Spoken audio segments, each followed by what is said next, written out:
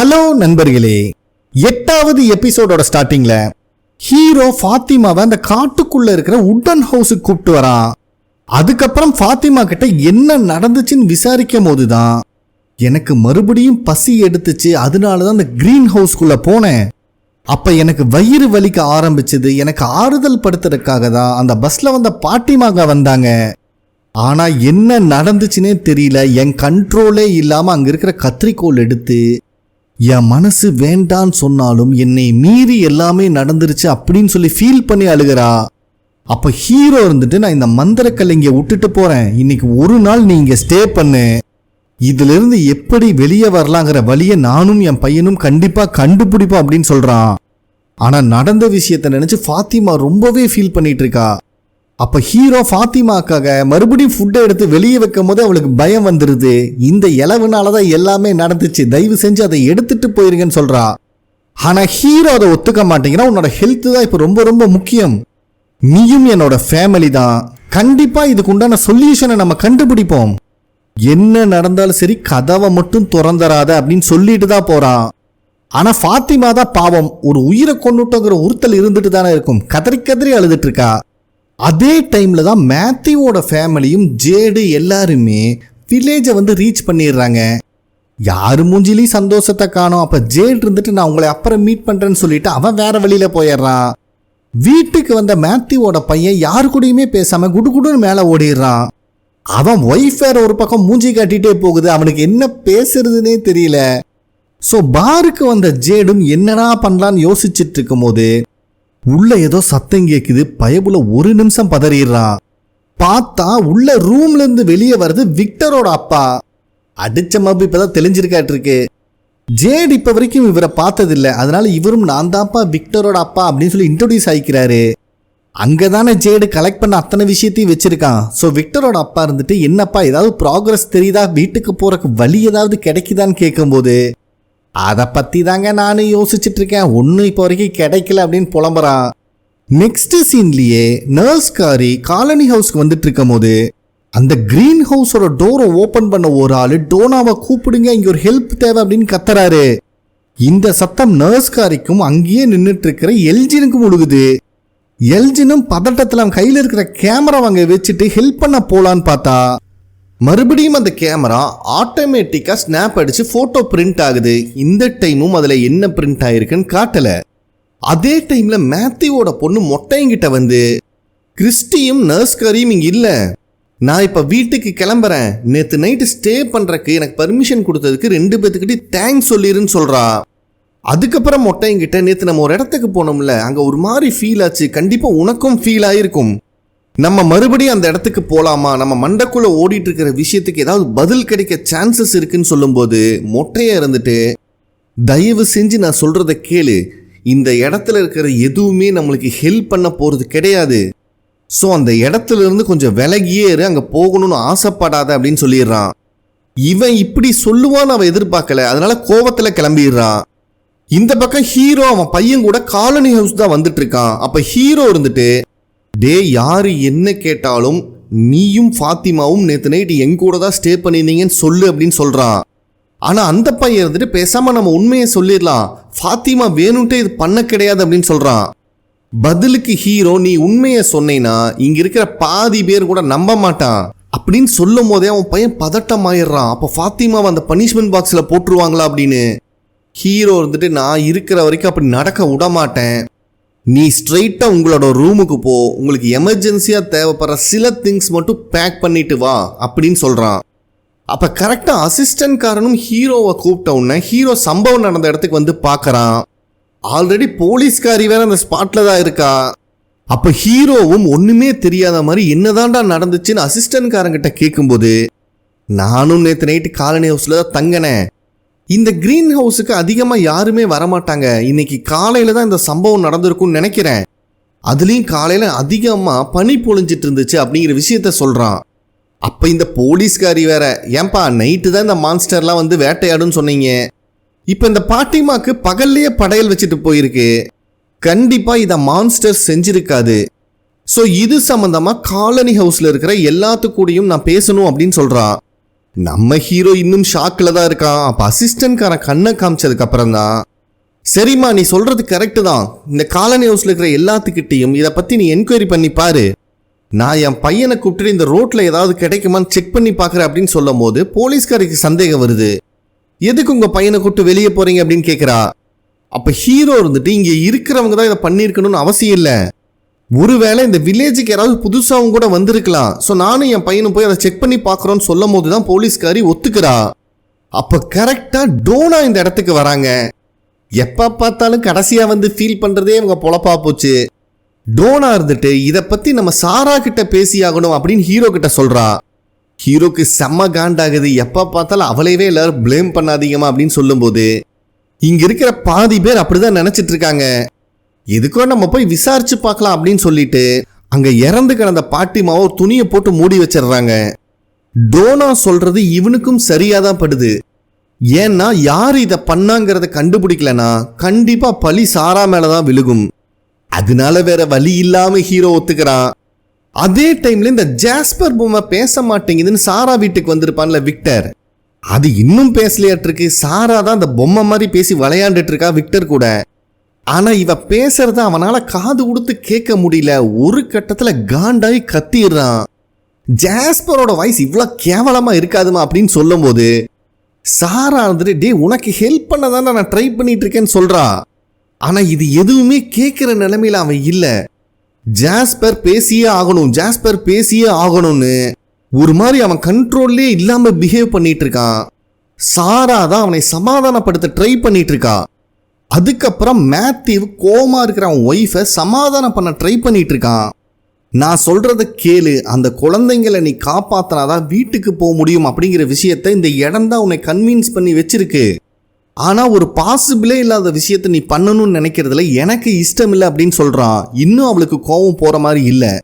அப்ப மேத்யூ வந்துட்டு இந்த போன் ஏன் செவுத்துல இல்லாம இங்க இருக்குன்னு தெரியுமா, நீ இல்லாத சமயத்துல இந்த போன் ஒரு டைம் ரிங் ஆச்சு, அதுல ஆப்போசிட்ல பேசுறவன் அவன் பேர் தாமஸ்ன்னு சொன்னான் அப்படிங்கிற விஷயத்த சொல்றான். இதை கேட்கிற மேத்யூவோட ஒய்ஃபுக்கு செம ஷாக் ஆகுது. நம்மளை பத்தின அத்தனை விஷயமும் யாருக்கோ தெரிஞ்சிருக்கு, எங்க தட்டனா நம்ம ட்ரிகர் ஆகுங்கிறத கரெக்டா புரிஞ்சு பண்ணிட்டு இருக்காங்க அப்படின்னு சொல்லும் போதே இவங்க வீட்டு டோரை யாரோ தட்டுறாங்க. இவங்களும் போய் பார்த்தா வந்திருக்கிறது சாரா. விக்டர் என் வீட்டோட பேஸ்மெண்ட்ல தான் இருக்கான், ரொம்பவே வியர்டா பிஹேவ் பண்ணிட்டு இருக்கான். அது மட்டும் இல்லாம உங்க கூட பேசணும்னு அவன் சொல்றான் அப்படிங்கிற விஷயத்த சாரா சொல்றா. மேத்யூவோட ஒய்ஃபும் கொஞ்சம் வெயிட் பண்ணுமா, என் கோர்ட்டு மட்டும் எடுத்துட்டு வந்துடுறேன்னு உள்ள போயிடுறா. அதே நேரத்துல எல்ஜின் கிளினிக்கு தான் வந்திருக்கான். இவனும் கிறிஸ்டி பேரையும் நர்ஸ்காரி பேரையும் சொல்லி கத்துறான். யாரும் வந்த மாதிரி இல்லை. சரி நம்மளே எடுத்துருவோம். அங்கே இருக்கிற பேகை ஓப்பன் பண்ணும்போது கரெக்டாக மொட்டையன் வந்துடுறான். தம்பி ட்ரக்ஸ் எல்லாம் யூஸ் பண்ணக்கூடாதுன்னு சொல்லும் போது காலில் அடிபட்டுருச்சுப்பா, அதுக்கு தான் பேண்டேட் எடுக்க வந்தேன் அப்படின்னு சொல்கிறான். அப்போ மொட்டையன் இருந்துட்டு நம்ம கூட வந்த பாட்டிமா இறந்த விஷயம் தெரியுமான்னு கேட்கும்போது எல்ஜினும் ஆமான்னு சொல்கிறான். ஸோ மொட்டையனும் ஃபீல் பண்ணி எல்ஜின் கிட்ட சாரி சொல்கிறான். ஏன்னா ஃபர்ஸ்ட் டைம் இந்த வில்லேஜுக்கு வரும்போது உன் பேச்சை கேட்டு பஸ்ஸை திருப்பி இருக்கணும், நான் தான் உங்கள்கிட்ட கொஞ்சம் ஹார்ஷாக நடந்துக்கிட்டேன் அப்படின்னு சொல்லும் போது பதிலுக்கு எல்ஜினும் அன்னைக்கு உன் ஷர்ட்டில் நான் தேவையில்லாமல் வாமிட் பண்ணிட்டேன்னு நினைக்கிறேன், அதுக்கு சாரி அப்படின்னு சொல்லிட்டு இருக்கா. அதுக்கப்புறம் இவன் பேண்டைடை தேட ஆரம்பிக்கும் போது இவன் கையில் வேற ஒன்று படுது. அதில் பிரைமரி ஒயிட் டைப் பிளட் செட்னு எழுதியிருக்காங்க. இதை பார்த்து எதையோ யோசிச்சுட்டு இருக்கான். நெக்ஸ்ட் சீன்லேயே சாராவும் மேத்யூவோட ஒய்ஃபும் விக்டரை பார்க்கறதுக்காக அந்த பேஸ்மெண்ட்டுக்கு வராங்க. மேத்யூவோட ஒய்ஃபை பார்க்கும்போது தான் விக்டருக்கு ரிலாக்ஸாக இருக்கு. அவன் மேத்யூவோட ஒய்ஃபை கூப்பிட்டு வந்து ஒரு சேர்ல உட்கார வச்சு அவங்க மடியில அந்த ஜாஸ்பர் பொம்மையும் வைக்கிறான். இவங்களுக்கு ஒண்ணுமே புரியல. அப்ப விக்டர் இருந்துட்டு பழச நான் ஞாபகப்படுத்தும் போது அந்த இடத்துல நீங்களும் இருந்தீங்க, உங்களாலதான் இந்த ஜாஸ்பர் பொம்மைய பேச வைக்க முடியும் அப்படின்னு சொல்றான். டே இந்த பொம்மையை எப்படா பேச வைக்கிறது அப்படின்னு இவங்க கேட்கும்போது இல்ல உங்களாலதான் பேச வைக்க முடியும், அவங்கிட்ட ஒரு சீக்ரெட் இருக்கு, அதை அவன் கிறிஸ்டோபர் கிட்ட ஆல்ரெடி சொல்லிட்டு இருந்தான், இப்பத்துக்கு இவனால மட்டும்தான் நம்மளுக்கு உதவி செய்ய முடியும் அப்படின்னு சொல்றான். மேத்யூவோட ஒய்ஃப் இருந்துட்டு டே இது சாதாரண பொம்மைடா, இதை வச்சு ஒன்றும் பண்ண முடியாதுன்னு சொல்லும் போதே விக்டர் மறுபடியும் வியர்டா பிஹேவ் பண்ணி அங்க இருக்கிற செவுத்துல கண்ணா பின்னான்னு குத்துறான். அப்போ மேத்யூவோட ஒய்ஃப் தான் அவனை சமாதானப்படுத்திட்டு இருக்காங்க. ஆனா விக்டர் அவனோட கண்ட்ரோல்லையே இல்லை. இதை பார்க்குற சாராக்கே ஒரு மாதிரி ஃபீல் ஆகுது. அப்ப மேத்யூவோட ஒய்ஃப் இருந்துட்டு நீ வேணா எப்பவும் போல டிராயிங் பண்றியான்னு கேட்கும் போது இல்ல நான் டிராயிங் பண்ணதே மறந்து போன விஷயத்தை ஞாபகம் வச்சுக்கிறதுக்கு தான், பட் இது இல்லை அப்படின்னு சொல்கிறான். இவங்களும் அவனை சமாதானப்படுத்தி உட்கார வச்சுட்டு, சரிப்பா அந்த பொம்மையை பற்றி சொல்லு நான் தெரிஞ்சுக்கிறேன்னு கேட்கும் போது தான் இவனோட பேர் ஜாஸ்பர், இவன் கிறிஸ்டோபர் கூட இருந்தவன். ஒரு டைம் கிறிஸ்டோபர் கிட்ட கண்டிப்பாக நீங்கள் தெரிஞ்சுக்க வேண்டிய விஷயம் ஒன்று இருக்குன்னு ஒரு ஸ்டோரி சொல்லிட்டு இருந்தான். ஆனால் எவ்வளவு யோசித்தாலும் எனக்கு அந்த ஸ்டோரி ஞாபகத்திலேயே வரமாட்டேங்குதுன்னு சொல்லி ஃபீல் பண்ணும்போது, மேத்யூவோட ஒய்ஃப் தான் எதை நினச்சும் கவலைப்படாத, உன் கூட நான் இருக்கேன், 2 பேரும் சேர்ந்து ட்ரை பண்ணுவோம், கண்டிப்பாக அது ஞாபகத்துக்கு கொண்டு வந்துடலாம் அப்படின்னு ரொம்ப கான்ஃபிடண்ட்டாக பேசிகிட்டு இருக்காங்க. ஸோ நெக்ஸ்ட் சீன்லேயே இப்போ தான் மேத்யூவோட பொண்ணு வீட்டுக்கு வரா. ஆனால் மேத்யூ இருந்துட்டு உன் தம்பி மேலே இருக்கான், அவனை கொஞ்சம் பார்த்துக்கோ, ஒரு முக்கியமான விஷயமா வெளியே போகிறேன்னு சொல்லிட்டு அவன் பாட்டு கிளம்பிடுறான். நெக்ஸ்ட் சீன்லேயே விக்டரோட அப்பா ஜேடு கிட்ட இங்கே வரக்கு முன்னாடியே என் ஒய்ஃபுக்கு இதை பற்றின விஷன்ஸ் எல்லாம் வந்துச்சாமான்னு சொல்லும் போது ஜேடு இருந்துட்டு எனக்கு அது ஆல்ரெடி தெரியும் அப்படின்னு சொல்லிடுறான். அடா அது இல்லைப்பா, இதை பற்றி அவன் நிறைய டைம் என்கிட்ட சொல்லியிருக்கா, ஆனால் அவள் பேச்சை கொஞ்சமாவது நான் நம்பி இருக்கணும் அப்படின்னு ஃபீல் பண்ணி பேசுகிறாரு. ஆனால் ஜேடு இருந்துட்டு நம்பி இருந்தா மட்டும் சார் என்ன பண்ணியிருப்பீங்க, ஒன்றும் பண்ண முடியாது, இந்த வில்லேஜில் இன்னொரு ஆளாக முதல்ல இருந்து இங்கே இருந்திருப்பீங்க அப்படின்னு சொல்லி மொக்க பண்ணி விட்டுறான். அப்போ கரெக்டாக அந்த இடத்துக்கு மேத்யூ வந்துடுறான். ஏன்டா எவ்வளோ தைரியம் இருந்தால் என் ஒய்ஃபையும் குழந்தையும் அந்த காட்டுக்குள்ளே கூப்பிட்டு வந்திருப்ப அப்படின்னு இவன் கேட்கும்போது ஜேடு இருந்துட்டு, தம்பி உன் ஒய்ஃபையும் குழந்தையும் நான் ஒன்றும் தரன்னு இழுத்துட்டு வரல, அவ தான் என்னை கூப்பிட்டு வந்தா அப்படிங்கிற மாதிரி சொல்கிறான். பதிலுக்கு மேத்யூவும், நீ லூசுத்தனமாக யோசிக்கிறதையெல்லாம் அவன் மண்டைக்குள்ளே ஏத்தாத, அவன் கண்டிஷன் சரி கிடையாதுன்னு சொல்கிறான். இதில் ஜேடு கோவம் வந்துடுது. ஆமாப்பா உன் பொண்டாட்டி பால் குடிக்கிற பச்சை குழந்தை, நாங்கள் சொல்கிறதெல்லாம் கேட்டு அப்படியே நடந்துடுவான், உனக்கு உண்மையாலுமே உன் ஒய்ஃப் மேலேயும் குழந்தை மேலேயும் அக்கறை இருந்துச்சுன்னா போய் அவங்க கிட்ட பேசுடா, இதுக்கு மேலே என்னால் உங்க கூட பேச முடியாதுன்னு சொல்லிட்டு இவன் பாட்டு கிளம்பி போயிடுறா. விக்டரோட அப்பா தான் பாவம் இங்கே நடக்கிறதெல்லாம் பார்த்து பேசலாமா வேண்டாமானே குறுகுறுன்னு உட்காந்துருக்காரு. நெக்ஸ்ட் சீன்லேயே ஹீரோவோட பையன் அவன் சொன்ன மாதிரியே சில திங்ஸ் எல்லாம் எடுத்துட்டு ஃபாத்திமாவை தான் பார்க்க வந்திருக்கான். நீ கவலைப்படாதமா எல்லாம் சரியாயிருன்னு சொல்லும் போது ஃபாத்திமா இருந்துட்டு, டே நீயும் உங்க அப்பாவும் ஃபர்ஸ்ட் இதை சொல்றத நிறுத்துங்க, நான் ஒரு கொலை பண்ணியிருக்கேன்டா அப்படின்னு சொல்லி ஃபீல் பண்றா. அதுக்கு ஹீரோவோட பையனும் என்ன நடந்தாலும் சரி நான் உன் கூட இருக்கேன், எதா இருந்தாலும் ஒன்னா சேர்ந்து சமாளிக்கலாம் அப்படிங்கிற மாதிரி டைலாக் விடுறான். அட பைத்தியமே, நான் சொல்றது உனக்கு புரியுதா இல்லையா, எனக்குள்ள ஏதோ ஒன்று இருக்கு, எனக்குள்ள சேஞ்சஸும் நிறைய தெரியுது, நான் மறுபடியும் அதே மாதிரி நடந்துக்க மாட்டேன்னு என்ன நிச்சயம் அப்படிங்கிற மாதிரி சொல்லி ஃபீல் பண்றா. அப்ப ஹீரோவோட பையன் தான் கண்டிப்பா நீ அப்படி நடந்துக்க மாட்ட, இதுக்கு முன்னாடி இதை விட நிறைய சிச்சுவேஷனை நம்ம ஹேண்டில் பண்ணியிருக்கோம், எனக்கும் மேல நம்பிக்கை இருக்கு, நீ என்னை விட ஸ்ட்ராங்கான ஆளு அப்படின்னு சொல்லி இவளை கன்வின்ஸ் பண்றான். அதுக்கப்புறம் அவளுக்காக கொண்டு வந்த சில துணிகளையும் அவளோட ஃபேவரட்டான ஹேண்ட் கர்ச்சீஃபையும் அவகிட்ட கொடுத்துட்டு, என்னால் ரொம்ப நேரம் இங்கே இருக்க முடியாது, நீ பத்திரமா இருந்துக்கோ, நான் சீக்கிரம் திரும்பி வந்துடுறேன்னு சொல்லிட்டு கிளம்புறான். அதுக்கப்புறம் இவளும் ரொம்ப ஃபீல் பண்ணி அழுதுட்டு அந்த ஹேண்ட் கர்ச்சீஃபை ஸ்பெல் பண்ணி பார்க்குறா. அதுக்கப்புறம் நிமிந்து பார்த்தா எல்ஜினுக்கு ஒரு கிரியேச்சர் அவன் கண்ணுக்கு தெரியும் பார்த்தீங்களா, அதே கிரியேச்சர் அங்கே நிற்குது, இவளுக்கு தூக்கி வாரி போடுது. ஒரே செகண்ட்ல அந்த கிரியேச்சரும் மறைஞ்சிருது. ஆனால் ஃபாத்திமா ரொம்பவே பயப்பட ஆரம்பிச்சிடுறா. நெக்ஸ்ட் சீன்லேயே இந்த எல்ஜின் பயப்புள்ள கிளினிக்ல அவன் பேண்டைடை தேடும் போது ஒயிட் டைப் பிளட்னு போட்டு ஒரு பொருள் எடுத்தான் பார்த்தீங்களா, அது இந்த பிளட் எல்லாம் வெளியே எடுக்கிற அந்த சிரஞ்சாட் இருக்கு, அதை யூஸ் பண்ணி அவன் பிளட்டை ஒரு பாட்டிலில் எடுத்து வச்சிட்டு இருக்கான். இவன் எதுக்கு இது பண்றான்னு புரியல. அந்த சமயத்துல மறுபடியும் அந்த கேமரா கிளிக் அடிக்குது, அதுல ஒரு போட்டோவும் பிரிண்ட் ஆகுது. அங்க சீனை கட் பண்ணி விக்டரோட அப்பாவை தான் காட்டுறாங்க. அவர் மேத்யூ கிட்ட நான் வேணா ஒரு அட்வைஸ் கொடுக்கலாமா அப்படின்னு பர்மிஷன் கேட்கும்போது அவனும் சரின்னு சொல்றான். தம்பி நான் சொல்றேன்னு தப்பா நினைக்காத, கொஞ்சம் பொண்டாட்டி சொல்றதையும் காது கொடுத்து கேளு அப்படின்னு சொல்லும் போது இவனுக்கு கோவம் வந்துருது. அட இருப்பா, எல்லாத்துக்கும் பொசுக்குன்னு கோவப்பட்டுட்டு, உன்னைய பார்த்தா 40 வருஷத்துக்கு முன்னாடி என்னை பார்க்குற மாதிரியே இருக்குப்பா, நானும் இப்படிதான் என் ஒய்ஃப் சொன்ன எந்த விஷயத்தையும் நம்பாம இதிலிருந்து என்னால் அவளை வெளியே கொண்டு வர முடியும் நம்பினேன், ஆனால் கடைசி வரைக்குமே என்னால் எதுவும் பண்ண முடியல. இப்போவும் கூட உங்ககிட்ட சண்டை போட்டுட்டு கோவமா போனானே ஜேடு, அவன் ஒரு விஷயம் கரெக்டாக தான்ப்பா சொல்லிட்டு போனான், நீ பண்ற ஒவ்வொரு விஷயமும் உன்னோட குடும்பத்துக்காக தான் பண்ற, ஆனால் உண்மையே சொல்லணும்னா அவங்களை இழந்துடக்கூடாதுங்கிற பயம்தான் உங்ககிட்ட அதிகமாக இருக்கு, ஸோ அவங்க பேசுறதையும் கொஞ்சம் காது கொடுத்து கேளு அப்படின்னு சொல்றாரு. இவர் சொல்ற விஷயம் மேத்யூவுக்கும் சரியா படுது. அதே நேரத்தில் மேத்யூவோட பொண்ணு அவளோட தம்பியை கூப்பிட்டுட்டு, நேத்து ஃபாரஸ்டுக்குள்ள பார்த்தா பார்த்தீங்களா, அதே இடத்துக்கு தான் வந்திருக்கா, பாவம் அந்த சின்ன பையனுக்கு ஒண்ணுமே புரியல, இங்க எதுக்கு வந்திருக்கோன்னு கேட்கும் போதுதான் மேத்யூவோட பொண்ணு இருந்துட்டு நான் உங்ககிட்ட ஒரு சீக்ரெட் சொல்லுவேன், ஆனா நீ அப்பா அம்மா கிட்ட சொல்லக்கூடாதுன்னு சொல்லிட்டு அன்னைக்கு நான் மயக்கத்திலேருந்து கண்ணு முழிச்சேன் பாத்தியா, அப்ப இருந்து இப்ப வரைக்கும் என் மண்டைக்குள்ள நிறைய பேர் கத்துற மாதிரி சத்தம் கேட்டுட்டே இருக்கு. ஆனா நேத்து இந்த இடத்துக்கு நானும் மொட்டையனும் வந்தோம். இந்த இடத்துக்கு வந்த உடனே மண்டைக்குள்ள ஓடிட்டு இருந்த சத்தம் எல்லாமே நின்றுச்சு. எனக்கு என்னமோ இந்த இடத்துக்கும் எனக்கும் சம்பந்தம் இருக்குமோன்னு தோணுது. நீ தான் நிறைய காமிக் படிப்பியே, அதுல வர கேரக்டர் இந்த மாதிரி சிச்சுவேஷன்ல எப்படி பிஹேவ் பண்ணுவாங்கன்னு கேட்கும்போது இந்த சின்ன பையனை நல்லா யோசிச்சு பார்த்துட்டு இது ஒரு வாசலுக்கு என்ட்ரன்ஸ் மாதிரி தான் தெரியுதுன்னு சொல்லும் போதே அவ ஷாக் ஆகிறா. எப்பவுமே காமிக் கேரக்டர்ல வர ஹீரோஸ் எல்லாம் ரொம்ப தைரியமா முடிவெடுப்பாங்க. உனக்கு உள்ள போகணும்னா சொல்லு, உன் கூட நானும் வரேன் அப்படின்னு அந்த குட்டி பையன் சொல்றான். இவளுக்கு அவன் தம்பியை நினைச்சா ரொம்ப பெருமையா இருக்கு. அவனோட கையை பிடிச்சிட்டு சரிடா உள்ள போலான்னு ஒரு முடிவு எடுத்துட்டு 2 பேரும் கால் எடுத்து வைக்கிறாங்க. அந்த குட்டி பையனோட கை மறைஞ்சிருது. இவன் மட்டும் அந்த பில்டிங்குள்ள வந்திருக்கா. அந்த ரூம்குள்ள தானே மொட்டையன், நர்ஸ்காரி, அப்புறம் இந்த பொண்ணு 3 பேருமே அந்த கண்ணு கிரே ஆகும் போது கட்டி போட்ட நிலைமையில இருந்திருப்பாங்க. அதுதான் இவளுக்கு ஞாபகத்துக்கு வருது. ஆக்சுவலா இவங்க 3 பேர் கத்துற சத்தம் தான் இவன் மண்டைக்குள்ள பொழந்து கட்டுது. பார்த்தா அடுத்த செகண்டே வெளியே இருக்கா, அதுவும் துடி துடிச்சிட்டு இருக்கா. அப்ப தம்பிக்காரன் தான் யாராவது ஹெல்ப் பண்ணுங்க அப்படின்னு கத்துன்னு கத்துறான். அதே டைம்ல மேத்யூவோட ஒய்ஃப் விக்டர் கிட்ட இந்த ஜாஸ்பர் பொம்மை எந்த இடத்துல இருந்து கிறிஸ்டபர் கூட பேசிட்டு இருந்ததை பார்த்தேன் அப்படின்னு கேட்கும் போது ஏதோ ஒரு பேஸ்மெண்ட்னு சொல்றான்.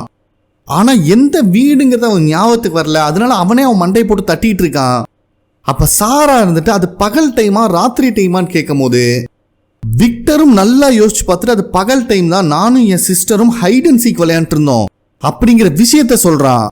மேத்யூவோட ஒய்ஃபும் சரிடா உன் சிஸ்டரை நீ எந்தெந்த இடத்துல எல்லாம் நீ தேடன அப்படின்னு கேட்கும்போது நான் இங்க இருக்கிற எல்லா இடத்துலையுமே தேடினேன். டைனர்ல தேடினேன், பார்ல தேடினேன், ஷெரீஃப் ஸ்டேஷன்ல தேடினேன், கடைசியா சர்ச்சுன்னு சொல்லிட்டு நிறுத்திடுறான். அப்பதான் எனக்கு ஞாபகத்துக்கு வருது, ஆமா கரெக்ட், சர்ச்சில் தான் கிறிஸ்டபரும் ஜாஸ்பரும் பேசிட்டு இருந்தாங்க அப்படிங்கிற விஷயத்த சொல்றான். நெக்ஸ்ட் சீன்லயே இந்த காலனி ஹவுஸ்ல இருக்கிறவங்கள போலீஸ்காரி இன்வெஸ்டிகேட் பண்ண ஆரம்பிக்கிறா. கூடயே அசிஸ்டன்ட் காரனும் இருக்கான். அப்ப இந்த போலீஸ்காரி நேத்து நீங்க எங்க இருந்தீங்க, என்ன பண்ணிட்டு இருந்தீங்கன்னு கேட்கும் போது அந்த ஆளு கோவம் வந்துருது. ஏமா இந்த டவுன்ல ஆல்ரெடி ஒரு கொலகாரி சுத்திட்டு இருக்கா, அவங்களை விட்டுட்டு எங்களை எதுக்கு விசாரிக்கிறீங்கன்னு கேட்கும் போதுதான் போலீஸ்காரிக்கே தெரிய வருது இந்த விஷயம். இதோட இருந்தால் சும்மா இல்லாம அசிஸ்டன்ட் காரனை பார்த்து உங்க அப்பா சாவுக்கும் அவதான காரணம், அவளை போய் காப்பாத்த ட்ரை பண்றே அப்படிங்கிற மாதிரி சொல்லிடுறான். போலீஸ்காரிக்கெல்லாம் தூக்கி வாரி போடுது. என்னதான்டா இந்த வில்லேஜ்ல நடக்குது அப்படிங்கிற மாதிரி பார்த்துட்டு இருக்கா. அதே டைம்ல ஹீரோ கிட்ட அவன் பையன் ஆர்கியூமெண்ட் பண்ணிட்டு இருக்கான். நடந்த விஷயத்தை இங்க இருக்கிறவங்களுக்கு சொல்லி கொஞ்சம் புரிய வைக்க ட்ரை பண்ணுங்க, அது வரைக்கும் நான் ஃபாத்திமா கூட இருக்கேன் அப்படின்னு. ஆனா இதுல ஹீரோக்கு இஷ்டம் இல்ல. அவ கூட உன்னை தனியா விடுறதுக்கு எனக்கு இஷ்டம் இல்ல, அவளும் நம்ம ஃபேமிலி தான். ஆனா இப்ப என்ன நடந்துச்சுன்னு தெரியற வரைக்கும் அப்படி நான் அலோவ் பண்ண மாட்டேன்னு சொல்லி 2 பேருக்குள்ளேயே ஆர்குமெண்ட் போயிட்டு இருக்கு. அப்ப கரெக்டா டோனா அங்க வந்துடுறாங்க. இவனுங்க 2 பேரும் ஆர்குமெண்ட் பண்ணிட்டு இருக்க லட்சணத்தை பார்க்கும் போதே அவங்களுக்கு தெரியுது ஏதோ பிரச்சனைன்னு. ஹீரோ வந்துட்டு டோனா கிட்ட சாரா இந்த மர்டர் பண்ணல அப்படிங்கிற விஷயத்த சொல்றான். ஆனா டோனா சாராவை காப்பாத்ததா பாக்குறான்னு நினைச்சிட்டு ஹீரோவை பார்த்து டே நான் சொல்றத கேளு, எதா இருந்தாலும் விசாரிச்சாதான் உண்மை தெரியும்னு சொல்லும் போது இந்த மர்டரை பண்ணது ஃபாத்திமா அப்படிங்கிற விஷயத்த சொல்லிடுறான். இதை கேட்கிற டோனாக்கு செம்ம ஷாக் ஆயிருது. அதே டைம்ல மேத்யூவோட பையன் ஹெல்ப் கேட்டு கத்திட்டு ஓடி வரத அசிஸ்டன்ட் காரனும் அந்த போலீஸ்காரையும் பாத்துறாங்க. ஸோ மேத்யூவோட பொண்ணு சப்கான்சியஸா இன்னும் அந்த பில்டிங்குள்ளதான் இருக்கா. எல்லாருமே கத்தி கதற சத்தம் மண்டையை பொழந்துட்டு இருக்கு. ஒரு கட்டத்துல சத்தம் எல்லாம் ஸ்டாப் ஆயிருது. இவளும் நிமிந்து பார்த்தா அங்க லாக் ஆயிருந்த மொட்டைய, நர்ஸ்காரி, இவன் 3 பேரையுமே காணோம். இவளுக்கு என்ன நடக்குதுன்னே புரியல. அப்ப கரெக்டா அங்க லாக் ஆயிருந்த அந்த மார்ட்டினை பாத்துறா. அந்த சமயத்துல தான் அங்க இருக்கிற ஹோல்ஸ்ல ஹீரோ லாக் ஆயிருந்தான். கீழே இருந்து ஹீரோ சத்தம் போட்டுட்டு இருக்கான், என்னை யாராவது காப்பாத்துங்கன்னு. அப்ப இந்த மார்ட்டின் வந்துட்டு மேத்யூவோட பொண்ணு பேரை சொல்லி அந்த கயிறை தூக்கி அந்த ஓட்டக்குள்ள போடுமா அப்படின்னு சொல்றாரு. இவளுக்கா சரியான ஷாக் ஆகுது. உங்களுக்கு எப்படி என் பேரை தெரியும்னு கேட்கும்போது நீ ஃபர்ஸ்ட் அந்த கயிறை போடு அப்படின்னு சொன்னோன்னு இவளும் கயிறை தூக்கி போட்டுறா. ஆக்சுவலா ஃபர்ஸ்ட் சீசன் பார்த்தவங்களுக்கு இது புரியும். ஹீரோ அந்த ஹோல்ல இருந்து வெளியே வந்தது இந்த கயிறு மூலியமா தான். சோ ஹீரோ வெளியே வரக்கு ஹெல்ப் பண்ணியிருந்தது மேத்யூவோட பொண்ணுதாங்கிறத இங்கதான் காட்டுறாங்க. அப்ப அந்த மார்ட்டின் வந்துட்டு இதுக்கு மேல இங்க இருக்காத, ரொம்பவே ஆபத்து, போயிருன்னு சொல்லிடுறாரு. அவளும் போலான்னு கிளம்புறா. மனசு கேட்கம் திரும்பி பார்த்தாங்க மார்ட்டினையும் காணோம். சரி தப்பிச்சா போதும்னு டோரை ஓபன் பண்ணா டனல்குள்ள வந்திருக்கா. இவளுக்கு எங்க இருக்குன்னே தெரியல. சுத்தி கருகும்னு இருட்டா இருக்கு. லைட்டரை ஆன் பண்ணலாம் ட்ரை பண்றா. நம்ம நேரத்துக்கு அதுதான் ஆன் ஆகாதே. அப்ப கரெக்டா யாரோ பேசுற சத்தம் கேக்குது. இவளும் முத்து கவனிச்சாதான் இவளோட அம்மாவும் விக்டரும் பேசிட்டு போற சத்தம் தான் அது. மேத்யூவோட ஒய்ஃப் இருந்துட்டு எங்க தான் நம்ம போயிட்டு இருக்கோம் அப்படின்னு கேட்கறாங்க. அதுக்கு விக்டர் இருந்துட்டு பதிலுக்கு, நான் உங்களை வெளியே கூப்பிட்டு போயிட்டு இருக்கேன், இங்கதான் அந்த மான்ஸ்டர்ஸ் எல்லாம் இருக்கும், சத்தம் போடாம வாங்க அப்படின்னு சொல்லிட்டு இருக்கான். இவளும் அம்மா இங்கேதான் இருக்கீங்களா, அம்மா இங்கேதான் இருக்கீங்களான்னு சொல்லிட்டே வந்துட்டு இருக்கா. ஒரு இடத்துல வெளிச்சம் இருக்கிற மாதிரி தெரியுது. அந்த இடத்துல இருந்து சத்தம் தான் கேட்டுட்டு இருக்கு. அந்த குழந்தைங்க கத்தும் பாத்தீங்களா, அங்குயி அங்குயின்னு அந்த சத்தம் தான் கேக்குது. இவ பயத்துல அழுக ஆரம்பிச்சிடறா. அந்த சமயத்துல கரெக்டா அசிஸ்டன்ட் காரனும் இந்த போலீஸ்காரியும் இவளோட உடம்பு அந்த இடத்துல இருந்து வெளியே தூக்கிட்டு வந்துடுறாங்க. இப்பதான் கான்சியஸ்கே வரா. பாவம் ரொம்பவே பயந்து போயிடுறா. இங்க ஹீரோவும் நடந்த விஷயத்தெல்லாம் டோனா கிட்ட சொல்லிட்டு, நான் தான் அவளை காட்டுக்குள்ள இருக்கிற வீட்டுல ஸ்டே பண்ண வச்சிருக்கேன் அப்படிங்கிற விஷயத்தையும் சொல்றான். ஆனா டோனா இருந்துட்டு அவளை மறுபடியும் கூட்டு வந்துருன்னு சொல்லும் போது ஹீரோக்கு இஷ்டம் இல்ல. டே அப்படியெல்லாம் மறைக்க முடியாதுடா, இப்ப உன்னால என்னதான் பண்ண முடியும் அப்படின்னு கேட்கும்போது, நான் மக்கள் கிட்ட பேசுறேன், எல்லாரும் புரிஞ்சுக்குவாங்க, ஏன்னா சாரா விஷயத்துல இப்படிதான் புரிஞ்சுக்கிட்டாங்க அப்படின்னு சொல்றான். டே சாரா விஷயம் வேற, இது வேற. மக்கள் புரிஞ்சுக்கிட்டாங்கன்னு நீ நினைக்கிற, யாருமே இப்ப வரைக்கும் புரிஞ்சுக்க கிடையாது. மறுபடியும் அதே மாதிரி ஒரு விஷயத்த நீ பண்ணினா உன்னை யாருமே நம்ப மாட்டாங்கடா அப்படின்னு சொல்லிடுறா. அப்ப ஹீரோவோட பையன் இருந்துட்டு, அப்படின்னா நான் தான் அவங்களை கொலை பண்ணேன்னு ஏத்துக்கிறேன்னு சொல்லும் போது அது டோனா ஒத்துக்க மாட்டேங்கிறாங்க. டே இது மாதிரி மறுபடியும் நடக்காதுன்னு நம்மளால சொல்ல முடியாது, அவளையும் என் பொண்ணு மாதிரி தான்டா இப்ப வரைக்கும் நான் பார்த்துட்டு இருக்கேன், ஆனா அவளுக்குள்ள ஏதோ ஒரு விஷயம் மாறிட்டு இருக்கு, இதை நம்ம இப்படியே விட முடியாதுன்னு சொல்லும் போது ஹீரோவும் நல்லா யோசிச்சு பார்த்துட்டு மறுபடியும் அதே பதில தான் சொல்றா, அவ எங்க கூடயே தங்கிக்கிட்டோம், நானும் என் பையனும் பாத்துக்கிறோம் அப்படின்னு. கடுப்பான டோனா, உங்களுக்கு ஏதாவது நடந்துருச்சுன்னா என்னடா பண்றது, எல்லாத்துக்கிட்டையும் நீ சொல்லு, இல்லைன்னா நடந்த விஷயத்த நான் சொல்லிடுவேன் அப்படின்னு சொல்றாங்க. ஹீரோனால எதுவுமே பேச முடியல. சொல்ல போனா டோனா சொல்றதுலயும் ஒரு அர்த்தம் இருக்கு. நெக்ஸ்ட் சீன்லயே விக்டர், மேத்யூவோட ஒய்ஃப் அப்புறம் சாரா 3 பேரும் சர்ச்சுக்கு தான் வந்திருக்காங்க. அப்ப விக்டர் நடந்த விஷயத்த சொல்லிக்கிட்டே அந்த ஸ்டேர் கேஸ்ல இறங்கி வரான். நான் சின்ன வயசுல இப்படிதான் இறங்கி வந்தேன், கருகும்முன்னு இருந்துச்சு. இந்த படியை விட்டு இறங்கி நிற்கும் போதுதான் ஜாஸ்பர் ஒரு சீக்ரெட்டை கிறிஸ்டபர் கிட்ட சொல்லிட்டு இருந்தான். இதை கேட்டு கிறிஸ்டபர் ரொம்பவே கோவப்பட்டார் அப்படின்னு சொன்னவன் ஒரு நிமிஷம் யோசிச்சு பார்த்துட்டு, ஆமா கரெக்ட், அந்த இடத்துல ஜாஸ்பர் பேசவே கிடையாது, அந்த வெள்ளை ட்ரெஸ் போட்ட பையன் தான் பேசிட்டு இருந்தான், புதுசா குண்டை தூக்கி போடுறான். இப்பதான் நடந்த விஷயத்த காட்டுறாங்க. உண்மையாலுமே வெள்ளை ட்ரெஸ் போட்ட பையன் தான் கிறிஸ்டபர் கிட்ட சீக்ரெட்டை சொல்லிட்டு இருந்திருக்கான். முடிவுகளுக்கான பதில்கள் ஆரம்பத்திலேயே கிடைக்கும், எல்லாமே அந்த குழந்தைங்க கிட்ட இருந்து தான் ஆரம்பிச்சது. இந்த குழந்தைங்கெல்லாம் இருட்டிலேயே பிறந்தாங்க, அதனால இருட்டிலேயே பலி கொடுத்துட்டாங்கன்னு சொல்லிட்டு ஜேடு டனல்குள்ள போகும்போது எல்லா குழந்தைங்களும் இந்த சாக்ரிஃபைஸ் சேம்பர் மாதிரி ஒரு கல்லு மேல படுத்திருந்திருப்பாங்க. ஸோ அந்த கல்லு மேல வச்சு பலி கொடுத்தது தான் அவங்களுக்கு ஒரு நம்பிக்கையை கொடுத்தது. அது மூலியமா தான் ஒரு வேர் உருவாச்சு, அந்த வேர் மூலியமா தான் அந்த மந்திர மரமும் உருவாச்சு அப்படிங்கிற விஷயத்த சொல்றான். அதுக்கப்புறம் அந்த குழந்தைங்களை காப்பாத்துறதுக்காக நீங்க அந்த மந்திர மரத்துக்குள்ள போகணும்னு கிறிஸ்டபர் கிட்ட இவன் சொல்லியிருக்கான். ஆனா இவன் சொன்னதை கிறிஸ்டபர் நம்பல, ரொம்ப கோவப்பட்டு நீ பொய் சொல்ற அப்படின்னு அந்த பையன்கிட்ட கத்தி இருக்காரு. அப்படின்னு சொல்லிட்டு இருந்த விக்டர் ஒரு நிமிஷம் அப்படியே ஸ்டன் ஆயிடுறான். டே அதுக்கப்புறம் என்னதானா நடந்துச்சுன்னு மேத்யூவோட ஒய்ஃப் கேட்கும் போதுதான் இவனும் நல்லா யோசிச்சு பார்த்து, இந்த வெள்ளை ட்ரெஸ் போட்ட பையன் கிறிஸ்டபர் கிட்ட என்ன விஷயத்த சொன்னானோ அந்த விஷயத்த விக்டர் தான் அவங்க அம்மா கிட்டே போய் சொல்லியிருக்கான். அதனாலதான் விக்டரோட அம்மாவும் அந்த குழந்தைங்களை காப்பாத்துறேன்னு போயிருக்காங்க. நெக்ஸ்ட் சீன்லயே எல்ஜின் ஃபாரஸ்ட்ல இருக்கிற அந்த உட்டன் ஹவுஸ்க்கு வந்திருக்கான். ஏன்னா கடைசி அவன் பிளட் எடுக்கும் போது கேமரா ஸ்னாப் அடிச்சது பாத்தீங்களா, அவனுக்கு இந்த வீடை தான் காட்டி கொடுத்துருக்கு. ஸோ அந்த மான்ஸ்டர் இவனுக்கு ஏதோ கைட் பண்ண பாக்குதாட்டு இருக்கு. இவனும் அந்த வீட்டுக்குள்ள வந்தா உள்ள இருக்கிறது ஃபாத்திமா. இவனுக்கு ஃபாத்திமாவை ரொம்ப பிடிக்கும், அவன் மேல ஒரு நல்ல அபிப்பிராயம் வச்சிருக்கான். அதனால ஃபாத்திமாவை பார்த்த சந்தோஷத்துல எல்ஜின் இருக்கான். ஆனா எல்ஜினை பார்த்த ஷாக்ல தான் ஃபாத்திமா இருக்கா. அதே நேரத்துல ஹீரோவும் அவனோட பையனும் இந்த உட்டன் ஹவுஸ்க்கு தான் வந்துட்டு இருக்காங்க. அப்ப ஹீரோ வந்துட்டு எல்லா திங்ஸும் பேக் பண்ணிட்டியா அப்படின்னு கேட்கும்போது அவனும் ஆமான்னு சொல்றான். சரிடா சீக்கிரம் இங்கெல்லாம் இருட்டாயிரும், தேவையில்லாம வெளியே வராதிங்க, வாரத்துக்கு 2 நாள் உங்களுக்கு வந்து நான் ஃபுட்டு கொடுத்துட்டு போறேன், ஆனா நீ கொஞ்சம் சேஃபா இருறா அப்படின்னு சொல்றான். ஏன்னா ஹீரோக்கு ஒரு பக்கம் பயம், ஃபாத்திமா இவன் பையனையும் போட்டு தள்ளிடுவான்னு. ஆனா இந்த பையன் இருந்துட்டு கவலைப்படாதீங்க, அம்மாக்கு இந்த மாதிரி நடந்திருந்தா நீங்க விட்டுட்டு போயிருக்க மாட்டீங்கல்ல, அதே மாதிரிதான் நானும் ஃபாத்திமா கூட எப்பவுமே துணையா நிப்பேன்னு பேசுறான். இதை கேட்கும் போது ஒரு பக்கம் ஹீரோக்கு பெருமையா தான் இருக்கு.